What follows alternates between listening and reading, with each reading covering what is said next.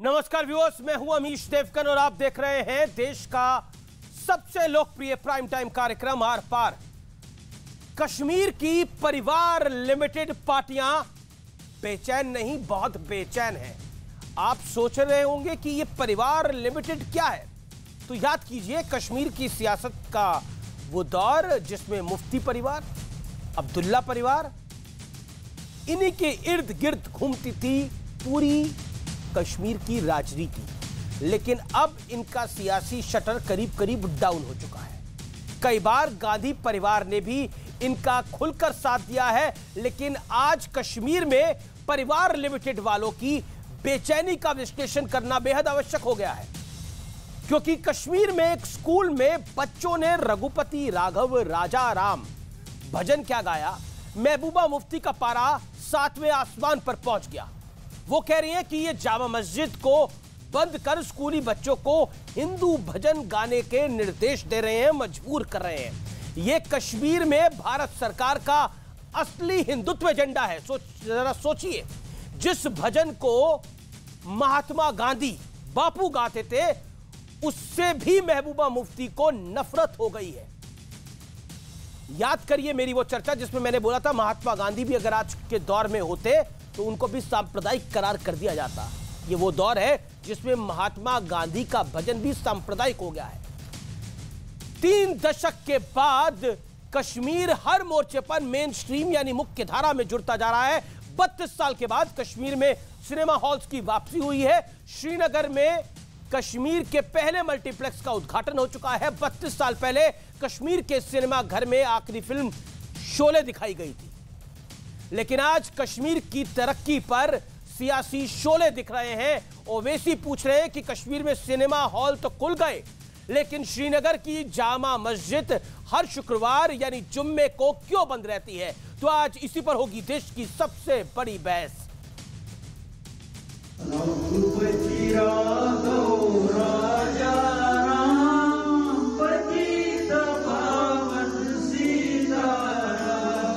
जो भजन राष्ट्रपिता महात्मा गांधी को प्रिय था,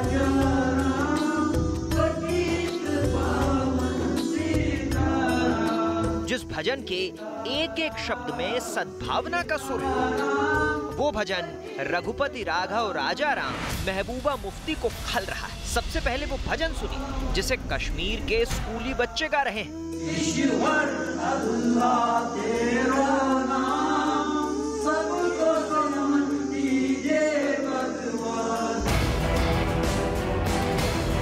महबूबा मुफ्ती का आरोप है कि बीजेपी जबरन हिंदुत्व थोप रही है। इन बच्चों को जो भजन है वो इनसे उनको गाने के लिए कहा जाता है। अब हमारे मजहब के ऊपर सीधे एक हिसाब से अटैक कर रहे हैं। लगता है कि जो बीजेपी का जो हिंदुत्व का एजेंडा है वो भी जम्मू कश्मीर में ही लेबोरेटरी बना के ये इसको जो है इसको आजमाना चाहते हैं। जम्मू कश्मीर में महबूबा मुफ्ती जी का समर्थन करने वाला कोई रहा नहीं, इसलिए एक जहर घोलकर राजनीतिक षड्यंत्र करने की कोशिश महबूबा मुफ्ती जी द्वारा हो रही है। दूसरी ओर कश्मीर में 32 साल बाद सिनेमा की वापसी हो गई। एलजी मनोज सिन्हा ने आज श्रीनगर में एक मल्टीप्लेक्स का उद्घाटन किया, लेकिन विरोध की राजनीति करने वाले नेताओं को ये सिनेमा हॉल भी हजम नहीं हो रहा। यही बदलते हुए जम्मू कश्मीर की तस्वीर है जो 70 mm पर देश और दुनिया आने वाले समय में देख सकेगी। आपने शोपियां और पुलवामा में सिनेमा हॉल खोल दिए, लेकिन हर जुम्मे को श्रीनगर की जामिया मस्जिद बंद क्यों रहती है? कम से कम दोपहर के मैटिनी शो के दौरान तो उन्हें बंद न करें। माना जा रहा है कि जम्मू कश्मीर में जल्द चुनाव का ऐलान हो सकता है। क्या इसीलिए सन्मति की बात करने वाले भजन में भी धर्म तलाशा जा रहा है? और अब वक्त हो चला है आर पार के सुप्रसिद्ध विश्लेषण का, और मैं शुक्रिया अदा भी आपका करना चाहता हूं कि आप आर पार के विश्लेषण को बेहद प्रेम देते हैं, चाहे वो यूट्यूब हो चाहे वो फेसबुक हो। लेकिन अब विश्लेषण का आज विषय क्या है? परिवार लिमिटेड पार्टियों की बेचैनी का विश्लेषण सुनिए। खबर यह है कि बापू के भजन को महबूबा ने बीजेपी का हिंदुत्ववादी एजेंडा कहा। वोट के लिए असर क्या है? वोट के लिए रघुपति राघव को भी हिंदुत्व से जोड़ा जा रहा है। स्कूलों में गांधी जयंती की तैयारी हो रही है। खबर यह है, महबूबा ने कहा हमारे धर्म की चोरी हो रही है। खबर क्या है, 3 दशक बाद पहला सिनेमा हॉल खुल रहा है। 32 साल पहले शोले लगी थी, लेकिन आज राजनीतिक शोले दिख रहे हैं। गोलियों की जगह गानों की धुन गूंजेगी। फिर शूटिंग डेस्टिनेशन बन सकेगा कश्मीर। खबर यह है, असर इसका यह है कि कश्मीर के मुख्यधारा में लौटने का बड़ा संकेत है। अब सुनिए, जम्मू कश्मीर में जल्द चुनाव की तैयारी है।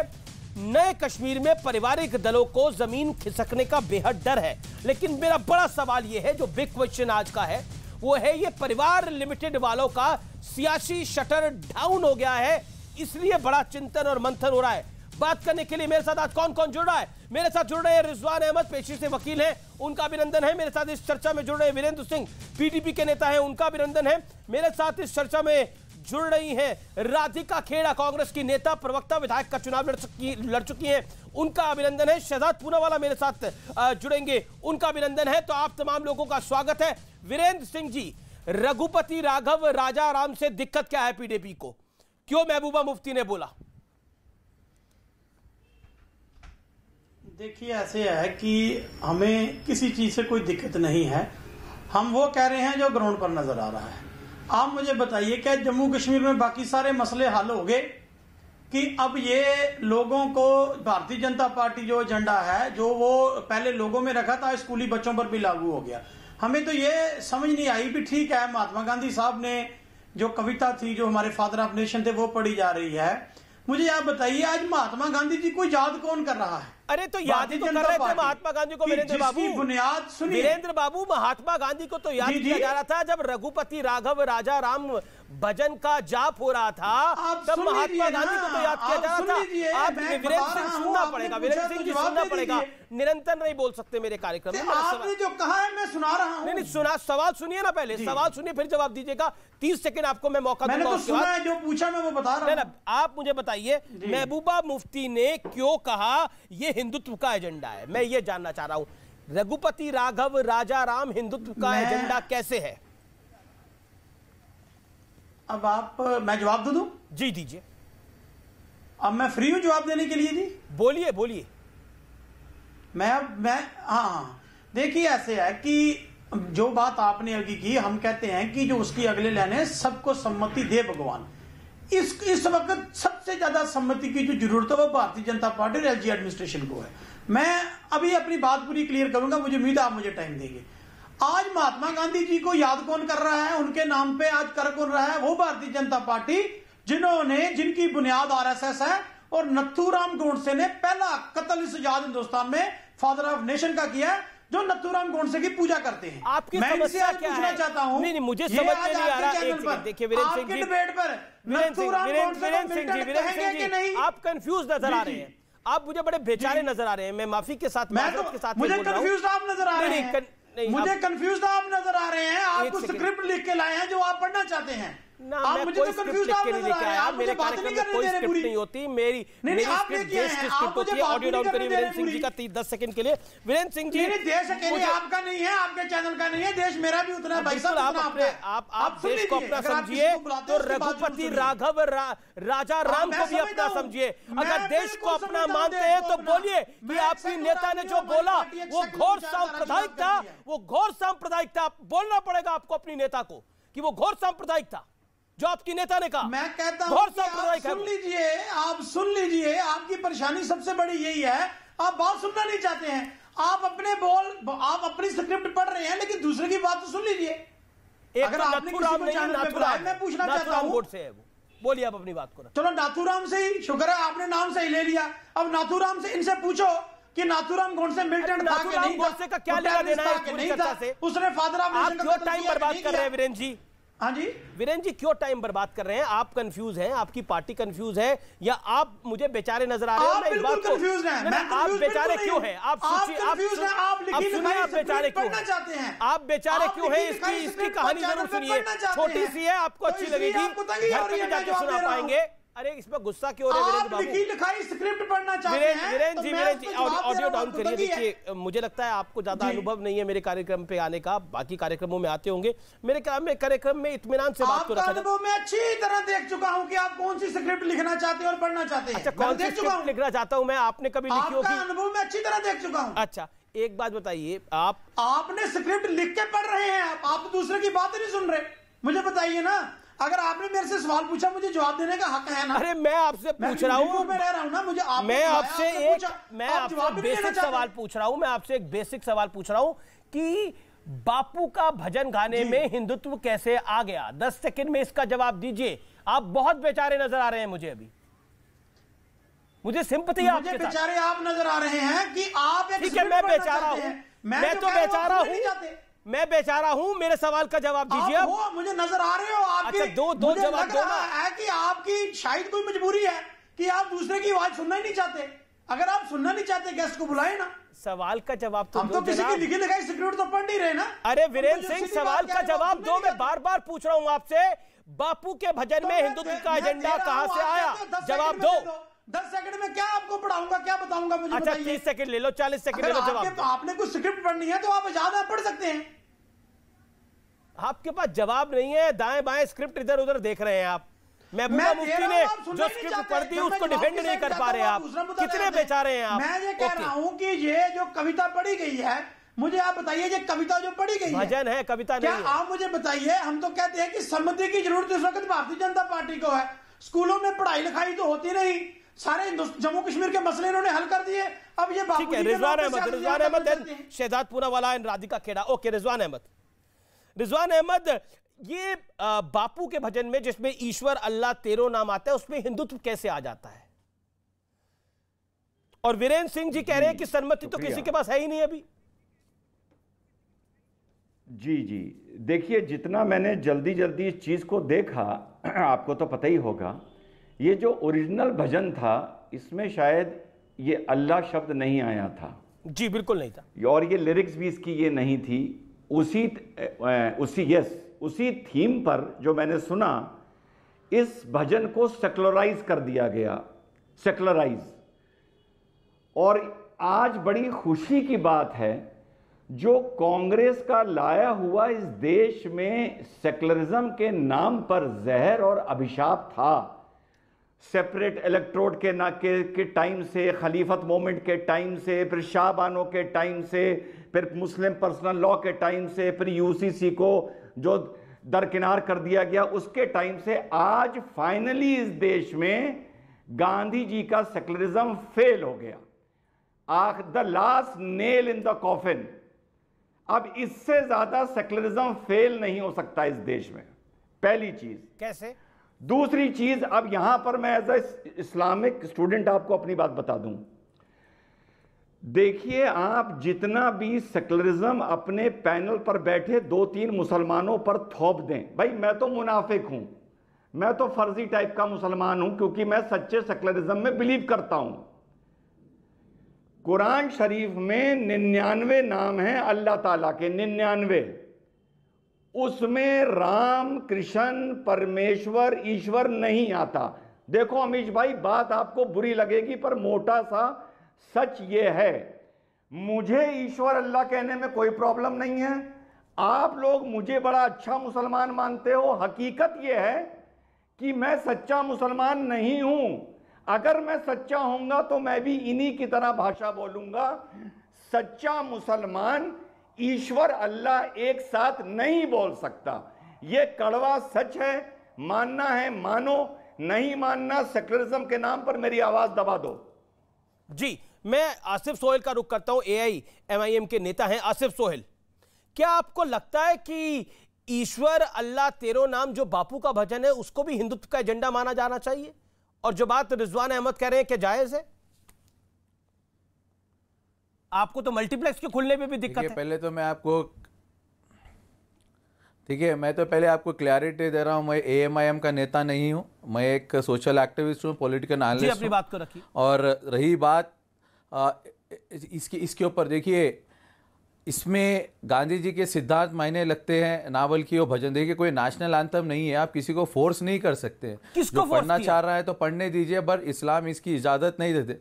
देखिए मैं वही बोल रहा हूँ ना, बच्चों को स्कूल के अंदर आप मैंडेटरी नहीं कर सकते। नेशनल एंथम अगर नहीं पढ़ेंगे तो उसके ऊपर आप बोलो, वो चीज बात गलत है। ये भारत का कोई गीत नहीं है, राष्ट्र गीत नहीं है, उसके ऊपर हम इतना बड़ा एक बड़ा एजेंडा बनाकर इसके ऊपर आपको मेरी आवाज बन रही है? आसिफ मुझे बिल्कुल मुकम्मल आप आपकी बात नहीं जनाब, मैं बिल्कुल आपको अपनी बात को मुकम्मल करने दूंगा। अभी तो राष्ट्रीय पार्टी अभी तक चर्चा में भी नहीं आई है, आपको मैंने मौका दिया है। एक सेकंड, आपने बोला इसको कंपलसरी नहीं कर सकते, इसको किसी को थोप नहीं सकते। आपने ये बात कही जो आपका अपना हक है अपनी बात को कहने का, लेकिन कंपलसरी किसने किया, मैं ये जानना चाह रहा हूं, किसने कंपलसरी किया और किसने जबरदस्ती गवाया इसको? तो मैं वही बोल रहा हूं ना, तो देखिए उन्होंने देखिए अपनी विचारधारा उन्होंने अपनी रखी है, ठीक है। मुझे इंपॉर्टेंस क्या है, गांधी जी की जो विचारधारा थी, ठीक है, एक सेक्युलरिज्म की, एक नॉन वायलेंस की, आज वो मुल्क के अंदर कहां पर है आप बताइए। आप हर जगह पे वायलेंस ही हो रहा है, मजहबों के नाम पे लोगों को मारा जा रहा है। देखिए मुझे भजन से ज्यादा, मुझे देखिए एक जो सोचते हिंदुत्व का एजेंडा उनसे पूछ लीजिए आप, मुझे उससे मतलब नहीं है। मैं ही एक ही चीज बोल रहा हूं, जो विचारधारा से ये मुल्क बना था, एक हिंदुस्तान की जो भारत की एक नींव रखी गई थी, आज कहां है? मजहब के नाम पे मारा जा रहा है, मजहब के नाम पे तोड़ा जा रहा है, भूखे मर रहे हैं। भारत 1947 के अंदर जब भारत और पाकिस्तान का विभाजन हुआ तो पाकिस्तान कहा गया कि मुसलमानों को एक नई जगह चाहिए रहने की, इसलिए पाकिस्तान बना और बाकी हिंदुस्तान बन गया। एक बात बताइए, अगर 1947 की बात करेंगे, अगर आदिकाल की बात करेंगे, प्रभु राम की, वासुदेव कृष्ण की, तो तब किस विचारधारा से यह देश बना था वो मुझे आपको बताने की आवश्यकता नहीं है। लेकिन मैं बार बार एक ही बात पूछ रहा हूं, मेरा एक ही लाइन का सवाल है, मजबूर किसने किया और यह भजन सांप्रदायिक कैसे है? रघुपति राघव राजा राम सांप्रदायिक कैसे है? बिल्कुल, देखिए ये मुल्क भगवत गीता, बाइबल, कुरान पे नहीं चलता, ये मुल्क संविधान पे चलता है, और संविधान में इसके ऊपर कोई कंपल्शन नहीं है, कोई आपको इसके अंदर कहीं लिखा हुआ नहीं है ये पढ़ना चाहिए, कोई स्कूलों में पढ़ाना चाहिए। नेशनल एंथम के बारे में बोलिए, हम बराबर हमारे राष्ट्र गीत के लिए हम ठहरेंगे। और देखिए तो वही है, तो आप इसको एक फोर्सबली आप किसी को लाकर स्कूल में, बच्चा पढ़ने की जगह है, तालीम के इदारे में क्यों सियासत हो रही है? पढ़ाई ना, पहले बताइए कश्मीर में कौन से अच्छे स्कूल से? देखिए मुझे बताइए कश्मीर में कितने अच्छे कॉर्पोरेट स्कूल से, कितने गवर्नमेंट स्कूल से, कितने टीचर से, कितने बच्चे डॉक्टर बन के, इंजीनियर बन के निकल रहे हैं, उसके ऊपर करिए ना आप। आपका भजन से किसी राघव राजा आपके भजन से नहीं, आज ये कहा गया कि आज जो कहा गया चर्चा के अंदर वो आप सबने सुना, मैं उसको रिपीट नहीं करना चाहता, लेकिन रघुपति राघव राजा राम कोई कंपल्शन थोड़ी है बोलने के लिए।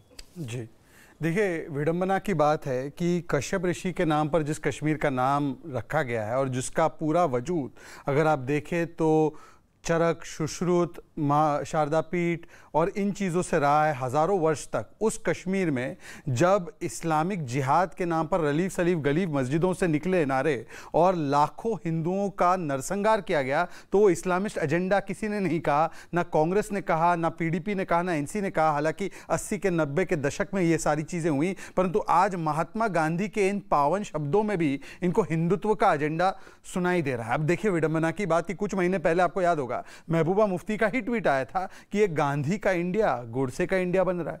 तो आज तो सबसे पहले उनको लगाकर माइक चिल्लाना चाहिए, गाना चाहिए था कि देखिए रघुपति राघव राजा राम ईश्वर अल्लाह तेरो नाम।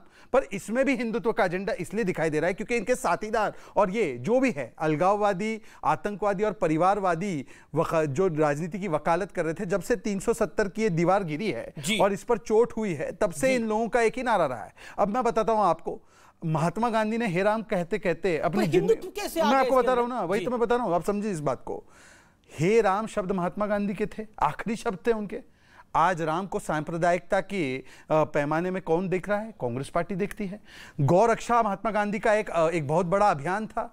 आज गौ रक्षा को सांप्रदायिक कौन कहता है? कांग्रेस पार्टी जो साथी है पीडीपी की।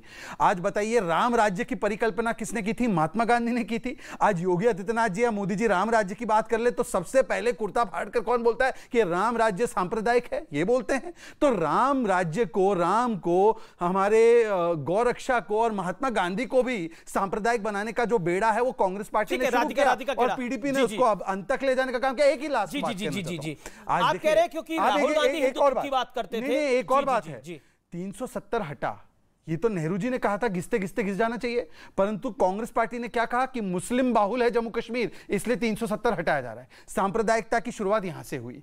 आज जब महिलाओं को और वाल्मीकि समाज के लोगों को, वैसे तो दलितों का पूरे देश में भ्रमण करते हैं और कहते हैं दलित लाइव्स मैटर, वाल्मीकि समाज को पहली बार अधिकार मिला तो इसको हिंदुत्व एजेंडा कौन कहता है? ये राधिका खेड़ा की पार्टी। राधिका खेड़ा, बीजेपी कह रही है congratulations to you, Rahul Gandhi ने जो हिंदुत्व की बात को छेड़ा उसको महबूबा मुफ्ती ने पकड़ लिया। आज महात्मा गांधी का भजन भी हिंदुत्व की श्रेणी में आ जाता है। अमीश जी, मुंह में राम और दिल में नत्थू राम रखने वाले आज बड़े बड़े ज्ञान दे रहे हैं। नत्थू राम की जय जयकार करने वाले को जो सांसद बनाते हैं और प्रधानमंत्री जी सिर्फ उनको दिल से माफ नहीं करते हैं। रघुपति राघव राजा राम गाने से आप ना हिंदू धर्म की रक्षा कर रहे हैं, ना महात्मा गांधी जी का सम्मान कर रहे हैं, क्योंकि जब देश के राष्ट्रपिता को जिस आदमी ने मारा उसके लिए जय जयकार जो सांसद लगाती है उसको आप टिकट देते हैं, सांसद बनाते हैं, और सिर्फ मैं दिल से कभी माफ नहीं कर पाऊंगा, सिर्फ इतना होता है। आपने धारा 370 हटा दी, क्या हुआ उसके बाद? पिछले 130 दिन से कश्मीरी पंडित सड़कों पे बैठे हुए हैं, अपनी सुरक्षा की भीख मांग रहे हैं, सरकार के आगे हाथ जोड़ के बैठे हुए हैं, हमारी सुरक्षा कर लीजिए। कितनी बार इतना हुआ कि हर बार टीचर हो, कश्मीरी पंडितों का वादा था ना कि कश्मीरी पंडित वापस जाएंगे जब धारा हटेगी, कितने वापस गए? वहां पे वो अपनी सुरक्षा के लिए भीख मांग रहे हैं, कोई सरकार सुन नहीं रही। रोज प्रेस कॉन्फ्रेंस करते हैं, सड़क पर बैठते हैं। आप उम्मीद कर रही है कश्मीरी पंडित एकदम वापस चले जाएंगे? जो जिस प्रदेश के अंदर वहां की पूर्व मुख्यमंत्री राम के भजन को, जो महात्मा गांधी का भजन है, उसको सुनाने की इजाजत नहीं दे पा रही, कश्मीरी पंडितों को बसने की बात करेंगे ये लोग। क्या आपको लगता नहीं है जो हिंदुत्व की बेला कांग्रेस ने छेड़ी उसको महबूबा मुफ्ती ने पकड़ा, जो बीजेपी कह रही है, महिला है ना, जो बीजेपी आरोप कह रही है, लगा रही है कि राहुल गांधी ने हिंदुत्व की बात करी, आज महात्मा गांधी को भी हिंदुत्व की श्रेणी में लाके खड़ा कर दिया गया। अपनी बात रख लूं? जी रखिए। अमीश जी जब ये वही महबूबा मुफ्ती है ना जिनके साथ भाजपा ने हाल ही में पिछली बार सरकार बनाई थी, वही जब इनके पिताजी धन्यवाद दे रहे थे स्टेज से पाकिस्तान को कि धन्यवाद आपने हमारे यहाँ पे चुनाव करने दिया, और उसके बाद मोदी जी ने उनको गले लगाया था, ये वही लोग हैं ना आज इनको चुभ रहे हैं। ये दोनों मिलके यही काम करते हैं, चाहे मुफ्ती साहिबा हो, चाहे प्रधानमंत्री नरेंद्र मोदी जी और उनकी भाजपा हो, देश को बांटने का काम ये हमेशा से करते आए हैं। कभी धर्म को ले आएंगे, कभी जात को ले आएंगे, लेकिन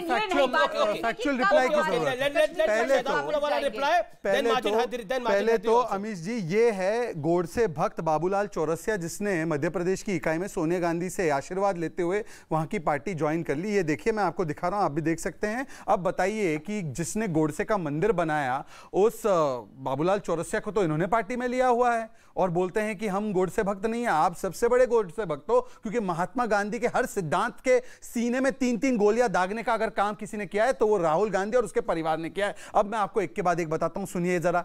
आप कह रहे हैं कश्मीरी पंडितों का, अरे कश्मीरी पंडितों पे एक फिल्म, अरे सुन लीजिए आप राधिका जी कृपया, मैंने आपके बीच में नहीं बोला, एक एक करके बात रखेंगे। आपके तर्कों में अगर ताकत है तो चिल्लाने की और हस्तक्षेप करने की जरूरत नहीं है।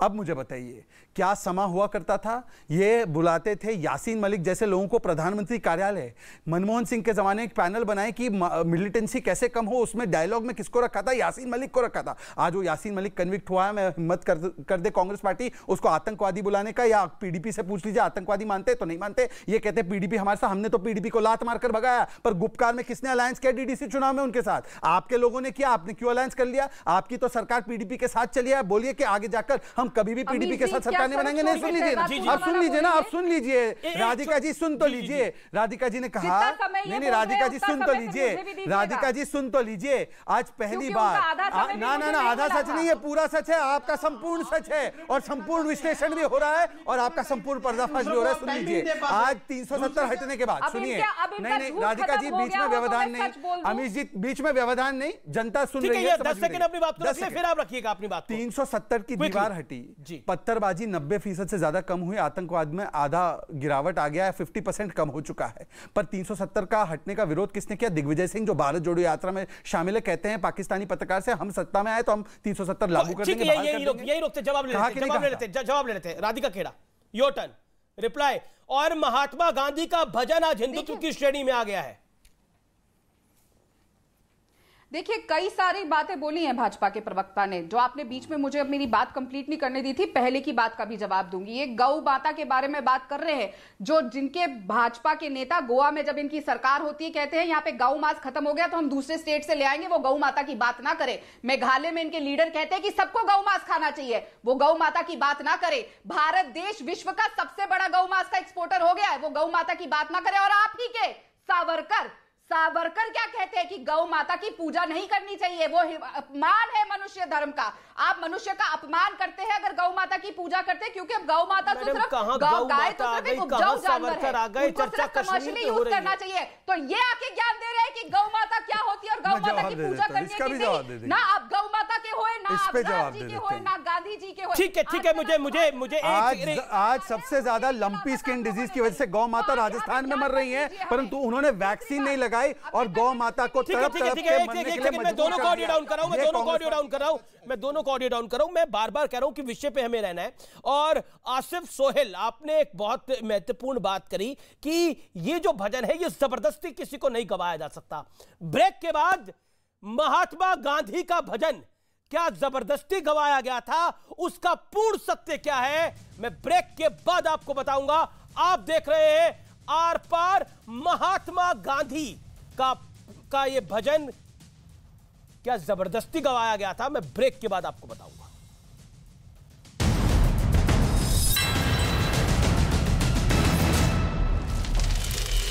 सहारनपुर गांव के पास बने पुल से 4000 नट बोल्ट चोरी की घटना सामने आई। सहारनपुर पंचकुला नेशनल हाईवे 344 पर बना है पुल, जांच में जुटी पुलिस। झारखंड के गढ़वा में दूसरे समुदाय के लड़कों ने नाबालिग लड़की को अगवा कर गैंगरेप की वारदात को अंजाम दिया। 3 दिन बाद डरा धमका कर छोड़ा, इलाके में तनाव का माहौल। बिहार के भागलपुर में तेज कटाव की वजह से गंगा में समाये दर्जनों घर, कई इलाकों की जमीन भी पानी में धंसी, डर के साए में रहने को मजबूर हैं लोग। यूपी के बहराइच में सरयू नदी में पानी कम होने के बाद कटान शुरू हुआ। नदी में एक मकान समाहित, किसी के हताहत होने की खबर नहीं। स्थानीय लोग प्रशासन से नाराज। यूपी के गोंडा में तेज बारिश के बाद उफान पर घाघरा और सरयू नदी, पानी छोड़े जाने के चलते दर्जनों गांव टापू में तब्दील, ग्रामीण ले रहे हैं नाव का सहारा। यूपी के बाराबंकी में भारी बारिश, घाघरा नदी का जलस्तर बढ़ा, दर्जनों गांव में घुसा बाढ़ का पानी, घर छोड़ने को मजबूर हुई जिंदगियां। महाराष्ट्र के जलगांव में भारी बारिश से बोरी और पंजरा नदी का जलस्तर बढ़ा, बाढ़ के चलते कई गांवों का आपस में संपर्क टूटा। हालात को देखते हुए स्थानीय प्रशासन अलर्ट पर है। महाराष्ट्र के नासिक में पानी के तेज बहाव में बही स्कूटर सवार लड़की, सैलाब में सर्च ऑपरेशन के बाद मिला शव, निफाड़ इलाके की घटना। उत्तरकाशी के यमुनोत्री हाईवे पर पत्थरों के गिरने का सिलसिला जारी। यमुनोत्री के दर्शन के लिए जा रहे हैं श्रद्धालुओं की और बढ़ गई है दिक्कतें, घंटों हाईवे पर फंसे रहना पड़ा है। नोएडा की दीवार गिरने से 4 लोगों की मौत, एक आरोपी को गिरफ्तार किया गया। आरोपी ही मजदूरों को लेकर यहां आया था। महाराष्ट्र के बीड में एनडीआरएफ के एक जवान की मौत, एक डॉक्टर की जान बचाने झील में उतरा था जवान, रेस्क्यू के दौरान डूबने से गई जान। यूपी के वाराणसी में तेज रफ्तार का कहर, गाड़ी ने स्कूटर सवार को रौंदा, मौके पर ही लड़के की मौत, पुलिस ने आरोपी को धर दबोचा। ताइवान में भूकंप से भारी नुकसान, कई इमारतें ढही, पुल भी टूटे, हर तरफ नजर आए तबाही के निशान। ताइवान के बाद मेक्सिको में भूकंप के जबरदस्त झटके, 7.6 की तीव्रता के साथ आया भूकंप, एक आदमी की मौत की भी खबर। पाकिस्तान के सिंध प्रांत में बाढ़ से हालात बदतर, बाढ़ का पानी हाई टेंशन बिजली के तारों को छू रहा है, यहां हर तरफ सिर्फ पानी पानी नजर आ रहा है। पंजाब के मोहाली में भारत ऑस्ट्रेलिया T20 सीरीज का पहला मैच आज शाम 7:30 बजे होगा मुकाबला। मोहाली केस में पुलिस की पूछताछ में बड़ा पर्दाफाश, आरोपी छात्रा ने बाकी दोनों आरोपियों पर ब्लैकमेल करने का आरोप लगाया। चैट में लड़की पर वीडियो भेजने का दबाव बना रहा था आरोपी। मोहाली में निजी यूनिवर्सिटी मामले में गिरफ्तार आरोपियों को एक साथ बिठाकर पुलिस कर रही है पूछताछ, फॉरेंसिक जांच के लिए भेजे गए आरोपियों के फोन। राजस्थान के नागौर हत्याकांड को लेकर बड़ा पर्दाफाश, संदीप बिश्नोई की हत्या के बाद बम्बिहा गैंग ने फेसबुक पर पोस्ट कर हत्या की बात कबूली। नागौर में गैंगस्टर की हत्या का सीसीटीवी फुटेज आया सामने। संदीप बिश्नोई की कोर्ट में सरेआम गोली मारकर की गई हत्या। डेड बॉडी भी अपने साथ ले गए बदमाश। राजस्थान के नागौर में संदीप बिश्नोई के परिजनों ने 3 बदमाशों को नामजद करवाया। संदीप के गांव का ही एक बदमाश, पुलिस हिरासत में कई संदिग्ध। संदीप बिश्नोई हत्या केस में कनाडा में बैठे गोल्डी बराड़ ने बम्बिया गैंग को दी धमकी। सोशल मीडिया के जरिए संदीप की हत्या का बदला लेने की बात कही। चंडीगढ़ में गैंग वॉर की आशंका से सीआईए दफ्तर की सुरक्षा बढ़ाई गई। जहां लॉरेंस बिश्नोई को रखा गया, वहां भी बढ़ाई गई सुरक्षा। कई पुलिसकर्मी और कमांडो तैनात। राजस्थान के अलवर में बीजेपी नेता को ज्ञानवापी मस्जिद पर सोशल मीडिया पर कमेंट करना पड़ा भारी। सिर कलम करने और 56 टुकड़े करने की धमकी दी गई। सोसाइटी के लिफ्ट के पास मिला धमकी भरा खत। केरल में आरएसएस नेता श्रीनिवासन की हत्या के मामले में पीएफआई नेता की गिरफ्तारी। आरोपी अबू बकर सिद्दीकी को पुलिस ने पलक्कड़ से गिरफ्तार किया। पश्चिम बंगाल के शांति निकेतन में बच्चे का शव मिलने के बाद लोगों का जोरदार हंगामा। आरोपी के घर में तोड़फोड़ के बाद लगाई आग। 2 दिन से लापता था 5 साल का बच्चा।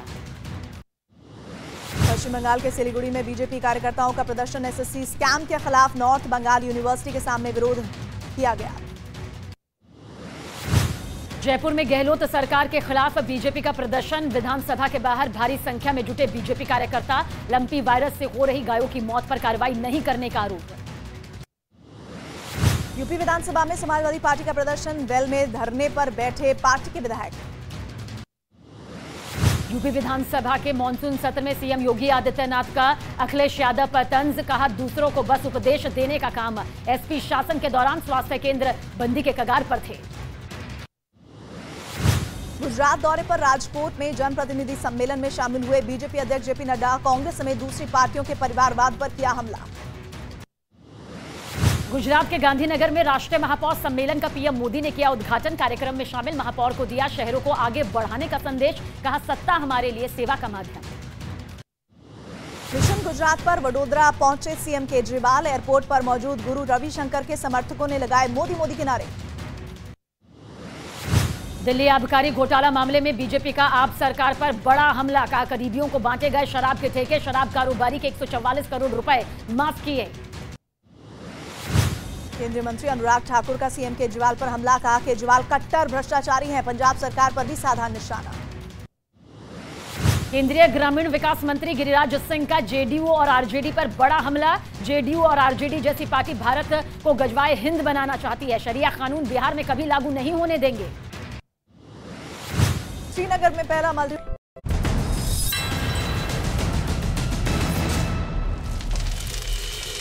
आप देख रहे हैं आर पार। इस समय की बड़ी ब्रेकिंग स्टोरी है। महबूबा मुफ्ती का एक और विवादित बयान। इस विवादित बयान में महबूबा मुफ्ती क्या कह रही है आपको मैं बताता हूं। महबूबा मुफ्ती का एक और विवादित बयान आया है। उनका कहना है कि हमारी निशानियां मिटाई जा रही हैं और सूफी परंपरा को खत्म किया जा रहा है कश्मीर के अंदर, और इसीलिए दस्तरबंदी को क्यों बंद किया जा रहा है यह कहा गया है। महबूबा मुफ्ती का एक और विवादित बयान है। उन्होंने जो भजन है उसके ऊपर भी कहा है ये हिंदुत्ववादी भजन है, जो महात्मा गांधी का भजन है। माजिद हैदरी मेरे साथ जुड़ रहे हैं। माजिद हैदरी, क्या आपको लग रहा है कि सूफी परंपराएं खत्म की जा रही है कश्मीर के अंदर और हिंदुत्व को बढ़ाया जा रहा है कश्मीर के अंदर? जी देखिए अमीश भाई, सबसे पहले बड़े ही आदर के साथ, श्री राम जी के आदर के साथ, सीता माँ के आदर के साथ मैं ये चीज आपको पहले बताना चाहूंगा कि औज़ु बिल्लाहि मिनश शैतानिर रजीम, बिस्मिल्लाहिर रहमानिर रहीम। रघुपति राघव राजा राम, पति ते पावन सीता राम। ईश्वर अल्लाह तेरा नाम, सबको सम्मति दे भगवान। ये भजन है। ये गांधी जी ने जो भजन है ये उनने अपने हिंदू धर्म के लिए कहा था, लेकिन आज गांधीगिरी के आड़ में हिंदुत्व का प्रचार किया जा रहा है, और जो ये प्रचार है इससे एक मुसलमान व्यक्ति का धर्म भ्रष्ट होता है। ये आपको सबसे पहले समझना होगा, क्योंकि जो ये पंक्तियां जो आप तब से सुना रहे हैं कि सबको सम्मति दे, कौन कह रहे हैं? सबको सम्मति दे भगवान। ठीक है भाई, मेरे हिंदू भाई भगवान का पूजा करते हैं, हम अल्लाह को मानते हैं। ये तो नहीं कह रहा ना कि महात्मा गांधी भी सांप्रदायिक हो गए इस मॉडर्न इंडिया के अंदर। देखिए, बाहरी सियासत और मौलाना गांधी में फर्क है। आप महात्मा गांधी को मौलाना गांधी ना बनाएं।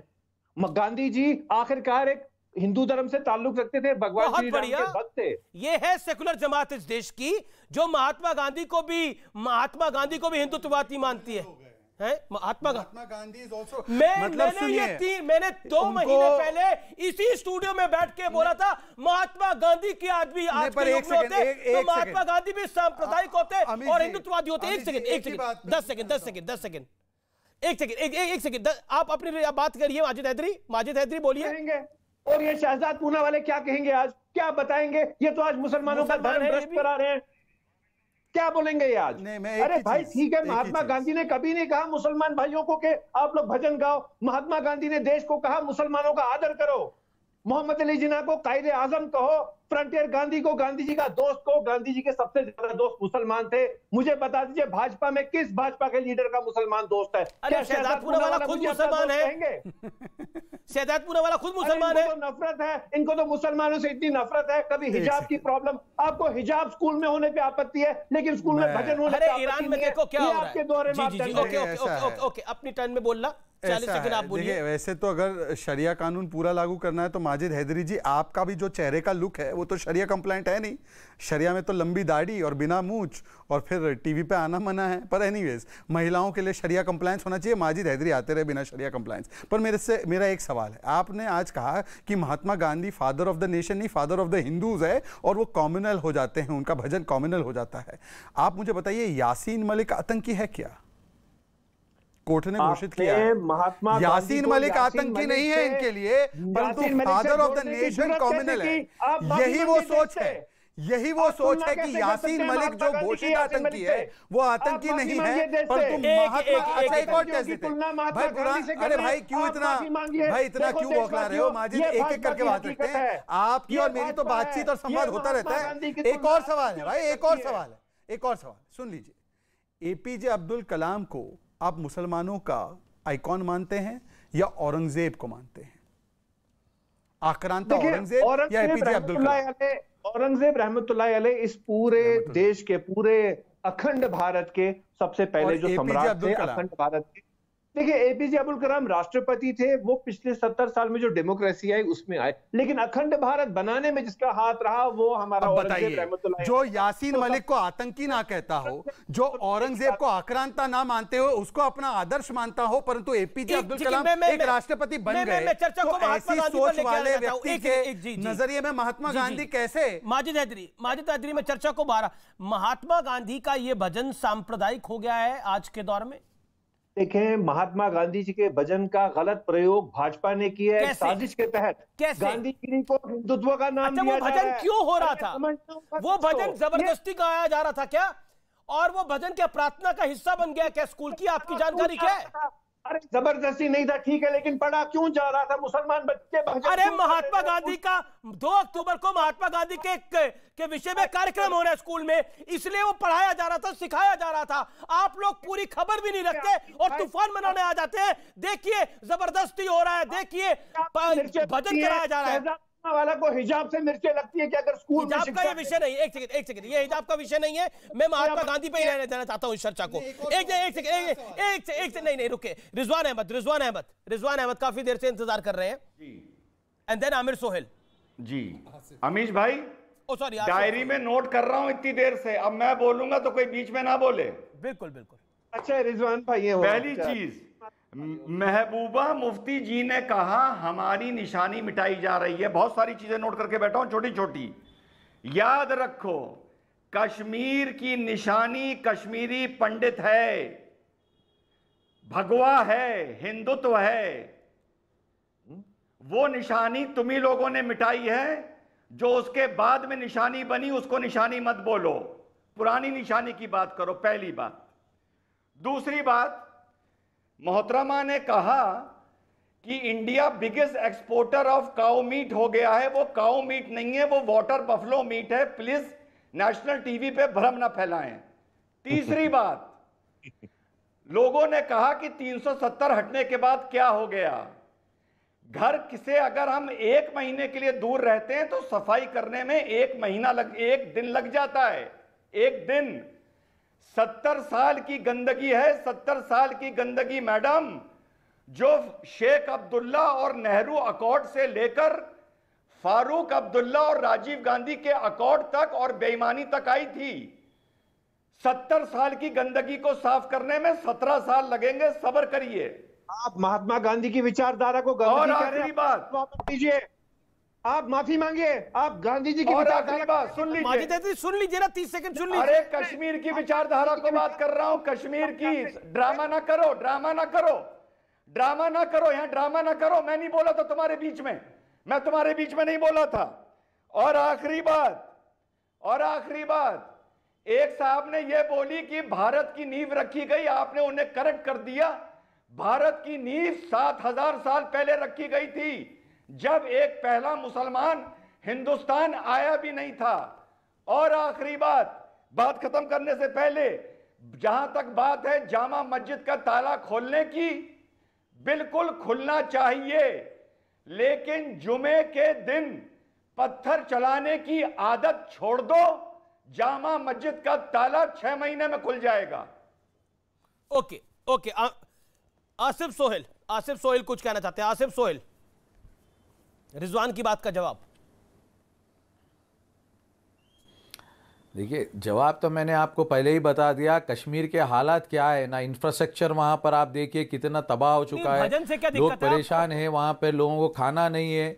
देखिए, भजन को आप देखिए सेकेंडरी है, प्राइमरी देखिए आप जो है उसको ऊपर देखिए, भजन से किसी का पेट नहीं भर रहा है ना। देखिए, भजन पढ़ने से पेट नहीं पढ़ रहा है, भजन नहीं पढ़े तो भी ना उनको तालीम मिलने वाली है। देखिए, वो एक महबूबा मुफ्ती ने अपना स्टेटमेंट दिया है, उनको गलत दिखा उन्होंने दिया होगा, ठीक है, मैं ये नहीं मानता हूं। देखिए, मैंने आपको बोला है नेशनल एंथम की होगी बात तो मैं बराबर बोलूंगा उसके ऊपर, क्यों ये मुल्क संविधान पे चलता है। संविधान तो महात्मा 2 अक्टूबर को महात्मा गांधी का कार्यक्रम है, वहां पर अगर बच्चे ईश्वर अल्लाह तेरो नाम अगर भजन कर लेंगे तो समस्या हो जाएगी, वो भजन सांप्रदायिक हो जाएगा।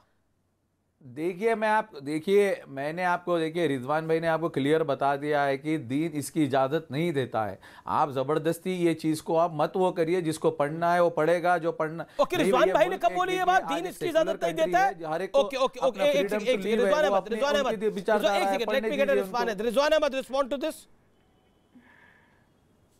जी बिल्कुल, अरे बिल्कुल सही बोला, लेकिन आधी बात मेरी कोट करी। मैंने कहा था कि असली मुसलमान को दीन इजाजत नहीं देता, लेकिन यह भी कहा था कि असली मुसलमान फिर सेकुलर नहीं हो सकता। तो सेकुलरिज्म का जो मखौटा पहन रखा है पहले वो उतारिए, उसके बाद रिजवान की बात को मानिए। आधी बात रिजवान की कोट ना करिए, पूरी बात कोट करिए। अमीश भाई 30 सेकंड दे दें। ओके, माजिद हैदरी, आपसे बड़ा मुसलमान मुल्क में है कौन रिजवान भाई? बताओ, आप तो पक्के मुसलमान हो यार, आप तो सेकुलर मुसलमान हो, आप सभी आप ही हो ना रिजवान भाई? ना, मैं मुनाफिक हूँ। अरे वो तो आप बोलते हो, नहीं हूँ मैं, मुनाफिक हूँ, मैं फर्जी हूँ। अरे मैं फर्जी हूँ, असली तो तुम लोग हो, असली तो तुम लोग हो जो कभी भी सेकुलर नहीं हो सकते। दुआ करता हूँ अल्लाह आपको नेक हिदायत दे, तुम नाटक करते हो, आपको अल्लाह नेक हिदायत दे और तौफीक दे, इसकी दुआ करता हूँ मैं। रिजवान भाई, आपको अल्लाह नेक तौफीक और हिदायत दे, इतना ही बोल सकता हूं मैं, समझे आप? अमीश भाई सेकंड, वारिस पठान ने बोल दिया था गणपति बप्पा मौर्य, तो उससे माफी मंगवाई गई थी, माफी। अरे तुम क्या सेकुलर हो गए यार, तुम 7 जन्म सेकुलर नहीं हो सकते।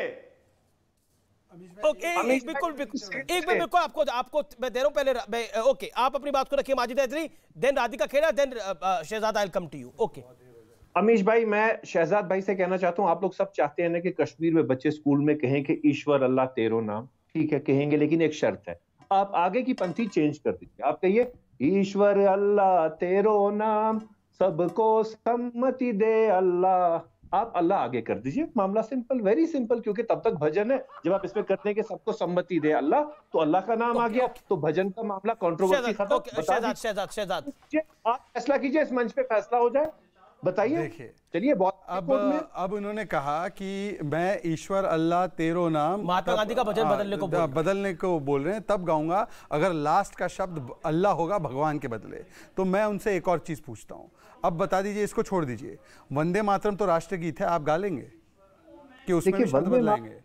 नहीं, वंदे मातरम तो राष्ट्रगीत है, कांग्रेस ने लाया था। अब बताइए वंदे मातरम गाने को तैयार आसिफ सोहेल और आपसे दोनों से, क्योंकि उनके पीछे तो नेताजी की तस्वीर लगी है। जरा फुलफिल करना एक बार, उनके पीछे नेताजी की तस्वीर लगी। एक सेकंड, एक एक करके आसिफ सोहेल वंदे मातरम पूरा क्या मजाक कर रहे हो बैठ के यहाँ पे? तो किया गया था तब तो भारतीय जनता पार्टी के रूप में नहीं थी, हमारे राष्ट्रवादी तो थे ही। परंतु आप बताइए कि वंदे मातरम आपको एक्सेप्टेबल है और माजिद हैदरी आपको वंदे मातरम? ये बड़ी बात इन्होंने बोली है कि ओके, जवाब माजिद हैदरी। माजिद हैदरी है, मेरा नाम रिजवान अहमद नहीं है। हमारे धर्म के खिलाफ चला जाता है वंदे मातरम कहना। मैं वंदे मातरम नहीं। अब बताइए, तो ये वंदे मातरम मैं बताता हूँ, इसलिए वंदे मातरम धर्म के खिलाफ चला जाता है। महात्मा गांधी का भजन बदलवाना चाहते हैं। ऐसा है, इनको शब्द नहीं, इनको सोच बदलनी होगी। ये वो माजिद हैदरी है जो आतंकियों की पैरवी करते। इनके लिए इनका आइकॉन कौन है? बुरहान वानी। इनके लिए कभी उनका आइकॉन औरंगजेब राइफलमैन नहीं है। उनके लिए उनका आइकॉन कभी भी लेफ्टिनेंट उस्मान फयाज नहीं है। यही तो है, सोच बदलिए, शब्द बदलने से कुछ नहीं होगा। परंतु सवाल ये बनता है, देखिए कांग्रेस पार्टी से सवाल बनता है, क्योंकि कांग्रेस पार्टी ने आज जिस प्रकार से, मैं आप पूछता हूं ना आपसे, एक सेकंड, कांग्रेस पार्टी कह रही थी ना गौरक्षा गौरक्षा गौरक्षा गौरक्षा। इनसे एक बार पूछ लीजिए कि कांग्रेस पार्टी क्या पूरे देश में गौरक्षा कानून आ जाए उसके लिए तैयार है? ठीक, महात्मा गांधी की विचार। राधिका खेड़ा, मेरा पॉइंट यह है कि जो हिंदुत्व के खिलाफ राहुल गांधी ने बोला, क्या उसका असर दिखने लगा है? आज महात्मा गांधी का भजन भी हिंदुत्व की श्रेणी में आ गया है। क्लियर कर दूं अमीश जी, यहाँ पे जो झूठ परोसा गया है, पहले मैं वो बातें क्लियर कर दूं। यहाँ बैठे एक आदमी ने बोला कि भारत देश गौ मांस एक्सपोर्ट नहीं करता। पता नहीं अपना डेटा कहां से लाते। 2018-19 में ऐसे प्रदेश जहां पे भाजपा के मुख्यमंत्री थे, चाहे वो कर्नाटक हो, चाहे देवेंद्र फडणवीस हो महाराष्ट्र में, या झारखंड में रघुबर दास जो इनकी मुख्यमंत्री थे, और कर्नाटक में तब येदुरप्पा साहब थे।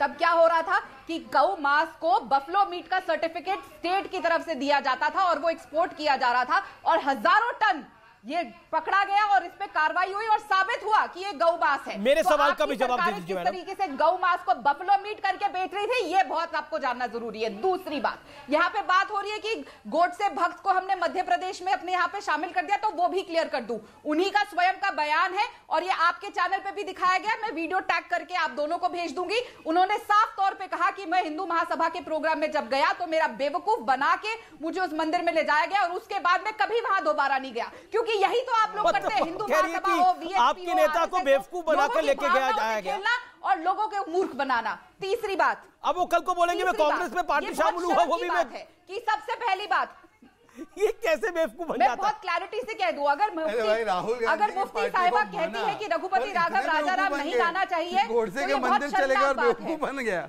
वाह भाई वाह, ठीक है राधिका जी, आप कहती है तो भरोसा कर लेते हैं। पर चलिए मैं आपसे दूसरा सवाल पूछा। एक सेकंड, दूसरा सवाल। एक सेकंड। से आप हिंदुओं के खिलाफ आपके वीडियो है वो भी निकाल देती हूँ। अब आगे मेरे पे आइए, मेरे पे भी आ जाइए, मुझे कोई समस्या नहीं है, सुने हैं मुझे कोई समस्या नहीं है। लेकिन राधिका एक सेकंड, मेरा सवाल, राधिका मेरा जो पॉइंटेड सवाल था, मैं 2 बार आपसे पूछ चुका हूँ, तीसरी बारी दोबारा पूछ रहा हूँ। राधिका जी जो मेरा आपसे सवाल था, राहुल गांधी ने जो हिंदुत्व के खिलाफ बोला, क्या उसका असर दिखने लगा है? आज महात्मा गांधी को भी हिंदुत्व की श्रेणी में खड़ा कर दिया गया है। बोला गया कि महात्मा गांधी का भजन भी हिंदुत्व की श्रेणी में आता है। आपके सामने लोग खड़ा कर रहे हैं। देखिए महबूबा मुफ्ती क्या कह रही है ये तो भाजपा ज्यादा अच्छे से बताएंगे, और मैं बिल्कुल साफ तौर से कहती हूँ रघुपति राघव राजा राम अगर गाया जा रहा है स्कूल में तो उसमें कोई गलत नहीं है। पॉइंट टेकन चाहती है और उनको गांधी जी के विचारों से तो ये बहुत बड़ा देशद्रोह है और भाजपा सरकार को उनके खिलाफ एक्शन लेना चाहिए अगर वो राष्ट्रपति महात्मा गांधी जी के खिलाफ। Radhika you made your point, लेकिन मैं ज्यादा दूर जाने की जरूरत नहीं है। अभी कुछ दिन पहले जो भारत जोड़ो के नाम पर चल रहा था, वहां पर एक जॉर्ज द पोनैया हेटर बैठा था और उसने मां शक्ति का अपमान किया। उनके सामने तो राहुल गांधी बैठे थे और वो वही व्यक्ति है जिसने हिंदुओं के खिलाफ अपशब्द और अपमानजनक बातें बोली, भारत माता को भी नहीं जोड़ा। आप बताइए, पवन खेड़ा कहते हैं कि ये बुद्ध और अंगुलीमाल के बीच का संवाद था। अब मैं राधिका खेड़ा आपसे पूछना चाहता हूं कि उन दोनों में से भगवान बुद्ध कौन था और अंगुलीमाल कौन था? ओके राधिका खेड़ा जवाब दीजिए, महात्मा बुद्ध कौन थे और अंगुलीमाल कौन थे? जेल में रखिए ना उस आदमी को। तमिलनाडु में आपकी सरकार है, आपकी सरकार है तमिलनाडु में। ये देखिए सेल्फ गोल मत मारिए राधिका जी, सेल्फ गोल मत मारिए। तमिलनाडु में आपकी सरकार है, वो वहां का था, वो संवाद भी तमिलनाडु का। जी वो शहजाद ठीक है 10 सेकंड बोल रहे हो। सरकार है, आप तो यहाँ पे कैसे चाहे हमारी नेता सरकार है हो, तमिलनाडु में? चाहे तमिलनाडु में तो आपकी की सरकार है, मतलब आपकी गठबंधन वाली सरकार है। भी बोल दे आप जेल डाल देते हो, तो भारत माता के लेकिन इतिहास गवाह है, लेकिन इतिहास गवाह है। मैं एक चीज आपको बताना चाहता हूं, ये हिस्ट्री का एक पार्ट है, मैं शेयर करना चाहता हूं। एग्जैक्टली 30 इयर्स अगो बीजेपी ने कश्मीर में स्टडी टीम बनाई थी और उस स्टडी टीम का हिस्सा नरेंद्र दामोदर दास मोदी भी थे और उस टीम में बड़े नेता मदन लाल खुराना, स्वर्गीय मदन लाल खुराना, चमन लाल गुप्ता जो कि एमओएस डिफेंस भी रहे इस देश के अंदर, वो भी थे। और उस टीम ने 1922 सितंबर के बीच 1992 में एक एक्सटेंसिव रिपोर्ट सबमिट करी थी जिसमें स्पष्ट रूप से कहना था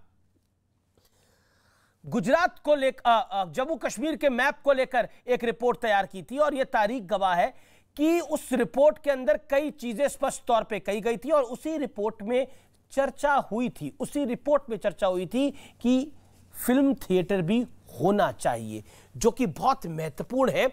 और इस टीम का हिस्सा मदन लाल खुराना थे। ये 19 सितंबर से 22 सितंबर के बीच में थी। इस टीम का हिस्सा मदन लाल खुराना थे, स्वर्गीय मदन लाल खुराना जो दिल्ली के मुख्यमंत्री भी रहे। इस टीम का हिस्सा नरेंद्र मोदी थे। इस टीम का हिस्सा चमन लाल गुप्ता थे जो कि मिनिस्टर ऑफ डिफेंस रहे, एमओएस डिफेंस रहे और बीजेपी के बड़े नेता रहे जम्मू कश्मीर के। यह भी इतिहास गवाह है। लेकिन माजिद हैदरी, आप बदलवाना चाहते हैं रघुपति राघव राजा राम, उसके आगे क्या करना चाहते हैं आप? भगवान को अल्लाह, मैंने कहा ईश्वर अल्लाह तेरो नाम, सबको सम्मति दे अल्लाह। ये तो हमारे बदलवाना नहीं चाह रहे आप। जब भाई अगर अल्लाह आएगा तो सेकुलर हो जाएगा, अल्लाह आएगा तो सेकुलर हो जाएगा, भगवान रहेगा तो कम्युनल हो जाएगा। बिल्कुल बात है ना, क्योंकि वहां से धर्म भ्रष्ट होगा, सेक्युलर धर्म भ्रष्ट होगा। एक मुसलमान जवाब देने दीजिए, मुसलमान जवाब देना है। जी अमीश जी, आज तक कभी माजिद हैदरी ने कहा है जैश ए मोहम्मद से मोहम्मद हटाओ, लश्कर तैयबा से लश्कर जो एक शब्द है उसको हटाओ? कभी इन्होंने कोई आतंकवादी जो पैगंबर मोहम्मद साहब का या इस्लाम का नाम इस्तेमाल करता है, कभी इसने ये नहीं कहा कि इनका नाम इस्लाम से हटाओ? परंतु आज इनकी मानसिकता देखिए कि जो महात्मा गांधी का पावन सेंटिमेंट और शब्द है उसमें वहां पर उसको भगवान सांप्रदायिक लग रहा है और अल्लाह अगर डालेंगे तो सेकुलर लगेगा। दूसरी बात देखिए, कानून में भी होती है। आपने कितने कानून बदल दिए, कितने अमेंडमेंट किए अम्बेडकर के कानून की। अब मैं एक अंबेडकर जी चाहते थे 370 हट जाए, शहजाद लागू किया शांति। रिजवान अहमद, अगर भगवान रहेगा तो धर्म भ्रष्ट हो जाएगा, अल्लाह आएगा तो ये सांप्रदायिक नहीं रहेगा और पाक हो जाएगा। क्या आपको लगता है इससे बड़ा एग्जाम्पल कोई मिल सकता है? अमीश भाई, मुझे समझ में नहीं आ रहा कि आज की इस प्रोग्राम के लिए आपको बधाई दूं या अफसोस करूं। अमीश भाई, आज आपके प्रोग्राम में सेकुलरिज्म का जो अर्थ है वो इतना नीचे गिरा है कि आज का ये प्रोग्राम एक टर्निंग पॉइंट हो सकता है कि मुसलमान के दिल में आखिर है क्या, कितनी नफरत है, कितना जहर है और सेकुलरिज्म को मुसलमान कैसे परिभाषित करता है। यह आपका प्रोग्राम एक मील का पत्थर हो सकता है। आज सेकुलरिज्म को इस तरह से उसका गला घोटा गया है माजिद हैदरी द्वारा और जो हमारे साथ में भाई बैठे हुए हैं। पहली चीज, और अगर तुम लोगों को इस देश में आज अमीश भाई अगर अमेंडमेंट करना है तो संविधान के प्रेम्बल से सबसे पहले सेकुलर शब्द को हटाओ। सबसे पहला काम ये करो, क्योंकि 20 करोड़ लोगों के ऐसे होते हुए जो राम भगवान को हटाकर अल्लाह लिखना चाहते हैं, ये देश कभी भी सेकुलर नहीं हो सकता, कभी भी नहीं हो सकता। इसको कोई समझा दो इस व्यक्ति को, रिजवान भाई को। अगर मैं होम मिनिस्टर होता तो मैं आज टीवी से उठवाता और रात भर तुम्हारे डंडे लगवाता। खुदा गंजे को नाखून ना दे। ये तो बहुत अच्छा हुआ कि आप खुदा गंजे को नाखून ना दे। रात भर तुम्हारे डंडे लगते, रात भर, समझे तुम? कितने शुक्र है हमारे माननीय अमित शाह जी हमारे होम मिनिस्टर है, शुक्र है आप नहीं बने। क्या तुम्हारी तरबियत है, खुदा गंजे को नाखून ना दे। क्या अपब्रिंगिंग है, तुम्हें क्या समझा के बड़ा किया गया है? मुझे शर्म आ रही है तुम्हारी तरबियत पर।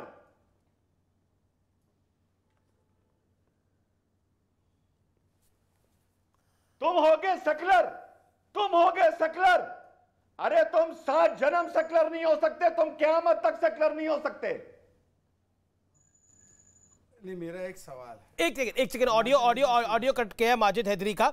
आसिफ सोहेल कुछ कहना चाह रहे हैं। जी आसिफ सोहेल कुछ कहना चाह रहे हैं। लेकिन इसी बीच बड़ी खबर आ रही है, बीजेपी के प्रवक्ता नेता संबित पात्रा ने एक ट्वीट किया है अब से कुछ मिनट पहले एक बड़ा ट्वीट किया है जिसमें उन्होंने राहुल गांधी पर बड़ा वार किया है। बीजेपी के नॉर्थ ईस्ट स्टेट्स के प्रभारी भी हैं डॉक्टर संबित पात्रा। जब धार्मिक आधार पर वोट का हिसाब किया जाता है तब वो तुष्टीकरण कहलाता है। एक तस्वीर ट्वीट करी है, मैं आपको बता देता हूं।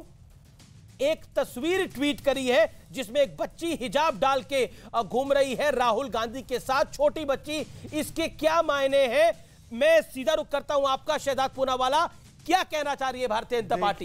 ये सबसे हिजाब के पक्ष में सुनवाई हो रही है इस समय सुप्रीम कोर्ट के अंदर, मतलब आज की तारीख के अंदर। देखिए, ये तस्वीर उस समय डाली जा रही है जब मासा अमीनी और ऐसी करोड़ों महिलाएं और खास करके मुस्लिम महिलाएं किताब को हिजाब के ऊपर रखने की लड़ाई लड़ रही है। और ये वही कांग्रेस पार्टी है जिसने, राजीव गांधी का डीएनए भी वही था, शाहबानू के मामले में कट्टरपंथियों के सामने नतमस्तक हो गए थे।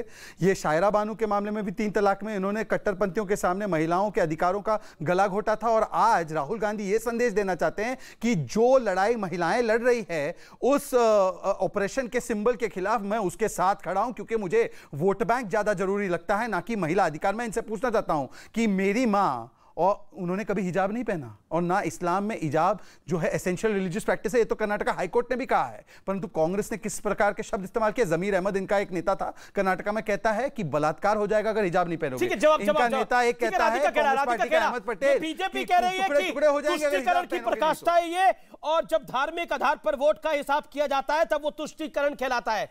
Your reaction to this? अब राहुल गांधी हिजाब पहनी हुई छोटी बच्ची के साथ घूम रहे हैं, क्या हिजाब को प्रमोट कर रही है कांग्रेस पार्टी और राहुल गांधी? बीजेपी ये कह रही है। सबसे पहली बात अमीश जी, कौन क्या पहनना चाहता है क्या नहीं पहनता ये हमारा निजी मामला है। शहजाद पूनावाला यहाँ बैठकर ज्ञान नहीं देंगे कि कोई हिजाब पहनेगा या नहीं पहनेगा। दूसरी बात, बीच में मत बोलिए, 10 साल की बच्ची चुनाव वो उसके माँ बाप और वो तय कर लेंगे, आपको बीच में बोलने की जरूरत नहीं है। आपको अगर नहीं पहनना आप मत पहनिए, आपको तिलक लगाना आप लगाइए, आपको नहीं लगाना मत लगाइए। आप छोटी बच्ची को हिजाब डलवाने का समर्थन करती हैं? देखिए अमीश जी, मैं बहुत क्लैरिटी से एक बात बोल रही हूं, मैं क्या पहनना चाहती हूँ और मैं क्या नहीं पहनना चाहती वो मेरा अपना, आप बड़ी है, वो छोटी बच्ची है मैडम। मेरे परिवार क्या चाहते हैं तो मैं कह रहा हूँ। मैं अमीश भाई 10 बच्ची की चॉइस कहाँ है? रिजवान रुकिए, बच्ची की चॉइस कहाँ है? बच्ची को पूछा गया था क्या? किसी भी धर्म, या तो आप लोग बोल लीजिए या मुझे मत बोलने दीजिए। आप लोग ये पहले तय कर लीजिए कि आपने तय करना है, मैं क्या बोलूं। आप मुझे बोलने तो देंगे नहीं, जब ये विश्व भरी बातें करते तब आप इनको टोकते नहीं है, लेकिन जब कांग्रेस बोलेगी आप बीच में टोकेंगे। मैं चुप ही बैठ जाती हूँ, आप बुलाते क्यों हैं? मैडम कोई 40 सेकंड नहीं टोकेगा आपको। क्या छोटी बच्ची को हिजाब डलवाना जायज है? मैं सीधा सवाल पूछ रहा हूं। ये तस्वीर देखिए। मैं एक सिंपल बात बोलती हूं, देखिए जब हम पैदा होते हैं हम क्या कपड़े पहनते हैं क्या नहीं पहनते अमीश जी ये हमारे माँ बाप तय करते थे। हमें इतनी समझ नहीं होती है, ना हमारी भावनाएं या हम कोई चीज तय कर पाते हैं। यह आप भी और हम भी बचपन में क्या कपड़े पहनते थे हमारे माँ बाप तय करते थे। उसके बाद जब अडल्ट हो जाते हैं तो वो हमारी इच्छा होती है हम क्या पहनते हैं क्या नहीं पहनते, और ये चलता आ रहा है। ये आज से नहीं है, ये हर धर्म हर देश हर विविधता में चलता आ रहा है। लेकिन जो सवाल उठना महत्वपूर्ण ये है कि जो नफरती चिंटू जो नफरत फैलाने का काम कर रहे हैं देश में, इनको सबसे ज्यादा मिर्ची किस बात की लग रही है कि 1500 किलोमीटर की पद यात्रा जो चल रही है, पूरे 3500 किलोमीटर की जो पद यात्रा पूरे देश में चल रही है 150 दिन से ज्यादा, जिसमें राहुल गांधी जी हर वर्ग के लोगों से मिल रहे हैं, बात कर रहे हैं, चर्चा कर रहे हैं और जमीन पर चल के सबसे बात कर रहे हैं, जो आज तक किसी पार्टी ने नहीं किया। ये बात सबसे ज्यादा इनको तकलीफ दे रही है कि क्यों भारत देश जुड़ रहा है, क्योंकि आप चाहते यही है कि धर्म के नाम पे डिबेट हो, इस बात पे चर्चा ना हो कि नौकरी क्यों नहीं मिल रही है, इस बात पे चर्चा ना हो कि महंगाई क्यों है। मैडम एक सेकंड, हिजाब वाली बच्ची के साथ राहुल गांधी की तस्वीर ही है ना, धर्म के नाम पे कौन चाहता है डिबेट हो? हिजाब पर इतनी बड़ी कंट्रोवर्सी चल रही है, हिजाब के पूरे मामले की सुनवाई सुप्रीम कोर्ट में से सुनना पड़ेगा। अब आपको पूरा 1 मिनट का वक्त दिया गया मैडम, आपको 1 मिनट का वक्त दिया गया, उससे पहले 40 सेकंड दिए गए। अब सुनना पड़ेगा आपको। हिजाब की इतनी बड़ी कंट्रोवर्सी चल रही है, सुप्रीम कोर्ट में सुनवाई चल रही है, ईरान में हिजाब के खिलाफ महिलाएं प्रदर्शन कर रही हैं। राहुल गांधी हिजाब डाली हुई किसी महिला के साथ नहीं, छोटी बच्ची के साथ अपनी तस्वीर खिंचवा रहे हैं। आप कह रहे हैं कि इस पे धर्म की बात नहीं होनी चाहिए। धार्मिक बात तो आपने खुद बना दी जब एक छोटी बच्ची को हिजाब डलवा के फोटो खिंचवाई गई वहां पर। आई एम सॉरी अमीश जी, हम हिंदू हैं, हमारे यहाँ पे बच्चे अपने धर्म के कपड़े पहन के भी अपने जो हमारे क्या हिंदू धर्म के अंदर आपकी और मेरी बहन, मैं ये सवाल पूछता हूँ, क्या हिंदू धर्म के अंदर आपकी और मेरी बहन, नहीं मैं पूछता हूँ राधिका जी आपसे सवाल ये, क्या हिंदू धर्म के अंदर आपकी और मेरी बहन क्या घूंघट डाल के 5 साल की उम्र में घूमती है और हम हिजाब का समर्थन करें? This is the liberal politics of this nation. This is the liberal politics of this nation. I am not stunned. I am stunned by this. नहीं उठाते तो आप ऐसे मत Okay, करिए। hold on. एक सेकंड, रिजवान अहमद, रिजवान मैं आपको दूंगा 10 second. Rizwan Ahmed 10 second, Rizwan Ahmed 10 second, Rizwan Ahmed 10 second, 10 second Rizwan Ahmed. बहुत अच्छी बात कही। चलिए आज मैं उनके साथ खड़ा हूं, राधिका खेड़ा जी के साथ, कि किसी की जो मर्जी वो पहने। राधिका जी, क्या ये बात एक क्लासरूम पर भी लागू होती है? ठीक है, आपने बात को रखा, ठीक है, okay, you made your point, okay, 10 second, 5 seconds. देखिए, पहले तो अगर जोर जबरदस्ती से पहनाया गया है तो इसमें चॉइस का बच्चा। दूसरी बात, धर्म के आधार पर अगर किया जा रहा है तो क्या बच्चों के लिए भी है या सिर्फ बच्चियों के लिए? तो इसका मतलब यह है कि ये पेट्रियार्कल है, ये पुरुषवादी है। शुक्रिया, समय समाप्त हो गया है। मैं सत्य को, क्योंकि आज का निष्कर्ष यही है, क्योंकि प्रभुराम की बात हो रही थी, रघुपति राघव राजाराम की बात हो रही थी, मैं सत्य को राम के नाम से पहचानता हूं। मेरी परीक्षा की कठिन से कठिन घड़ी में इस नाम ने मेरी रक्षा की है और आज भी कर रहा है। इसका संबंध मेरे बचपन से हो सकता है या फिर तुलसीदास के प्रति मेरे आकर्षण से। यह महात्मा गांधी ने कहा था। आज महात्मा गांधी को भी सांप्रदायिक की श्रेणी में लोग खड़ा करने का प्रयास कर रहे हैं। अफसोस है। नमस्कार, देखते रहिए न्यूज़ 18 इंडिया।